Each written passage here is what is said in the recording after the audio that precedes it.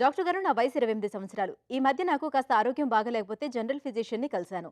ఆమె నా గుండెలో ఏదో శబ్దం వస్తుందని చెప్పింది. నేను గుండెకి సంబంధించిన పరీక్షలు చేయించుకున్నాను. ఇలా గుండెలో శబ్దం ఎందుకు వస్తుంది?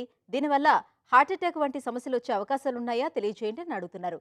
ఈ ప్రశ్నకు డాక్టర్ రాజశేఖర్ గారు సమాధానం అందిస్తారు.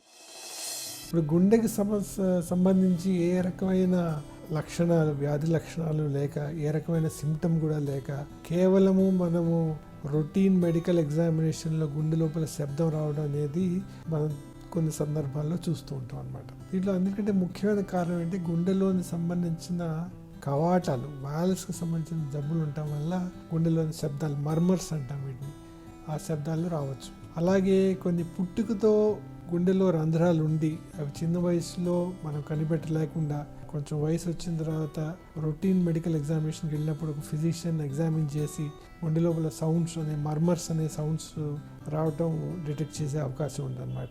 సో దీనికి పుట్టుకతో ఉన్న హోల్స్ కానీ, రంధ్రాలు కానీ, లేదా గుండె కవాటాలకు సంబంధించిన జబ్బుల వల్ల కానీ ఇటువంటి గుండెలో సౌండ్స్, అబ్నార్మల్ సౌండ్స్ వచ్చే అవకాశం ఉంటుంది అన్నమాట.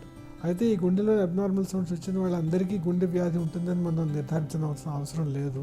అదే కొన్ని సందర్భాల్లో ఇది గుండె వ్యాధికి నిదర్శనం అన్నమాట. ముఖ్యంగా ఈ కవాటాలకు సంబంధించిన లీకేజ్లు కానీ ఏమైనా కవాటాలు చిన్నగా సన్నగా అయిపోయినా, లేకపోతే గుండెలో పుట్టుకతోటే ఉన్న రంధ్రాలు ఉన్నా సరే ఇటువంటి శబ్దాలు రావచ్చు అన్నమాట.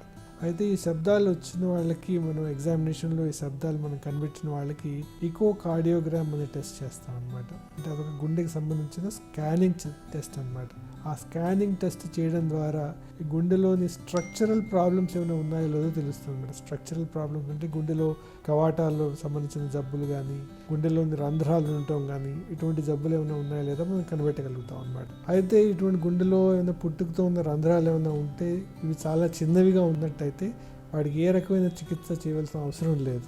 అయితే కొన్ని సందర్భాల్లో ఈ రంధ్రాలు కొంచెం పెద్దవిగా ఉన్నా, దానివల్ల బ్లడ్ సర్క్యులేషన్, బ్లడ్ ఫ్లోలో ఏమైనా మార్పులు వచ్చినా, గుండెలోని ప్రెషర్స్లో ఏమైనా మార్పులు వచ్చినా దానికి కొన్ని సందర్భాల్లో కరెక్టివ్ సర్జరీ చేయాల్సి ఉంటుంది. కొన్ని సందర్భాల్లో ఆపరేషన్ చేసి కరెక్ట్ చేయాల్సి ఉంటుంది. కొన్ని సందర్భాల్లో ఆపరేషన్ లేకుండా కూడా కరెక్ట్ చేసే అవకాశం ఉంటుంది. అట్లాగే గుండెలోని కవాటాలకు సంబంధించిన జబ్బులు ఏమైనా ఉన్నట్టయితే అవి తీవ్ర స్థాయిలో ఉన్నట్టయితే, సివియరిటీ బట్టి, వాడి తీవ్రత ఎంత ఉంది అనే దాన్ని బట్టి ట్రీట్మెంట్ మార్పు ఉంటుందన్నమాట. అవి కొంచెం మైల్డ్గానే ఉన్నట్టయితే వాటిని మెడికల్ ఫాలోఅప్ మందులు ఇచ్చి రెగ్యులర్గా 6 నెలలకు ఒకసారి, సంవత్సరానికి ఒకసారి ఈకోకార్డియోగ్రామ్ టెస్ట్ చేయడం ద్వారా వాళ్ళని మానిటర్ చేస్తూ ఉండొచ్చు. అయితే కొన్ని సందర్భాల్లో ఆ కవాటాలకు సంబంధించిన జబ్బులు తీవ్ర స్థాయిలో ఉన్నట్టయితే మరి వాటికి ఆపరేషన్, శస్త్రచికిత్స చేయాల్సిన అవసరం రావచ్చు అన్నమాట.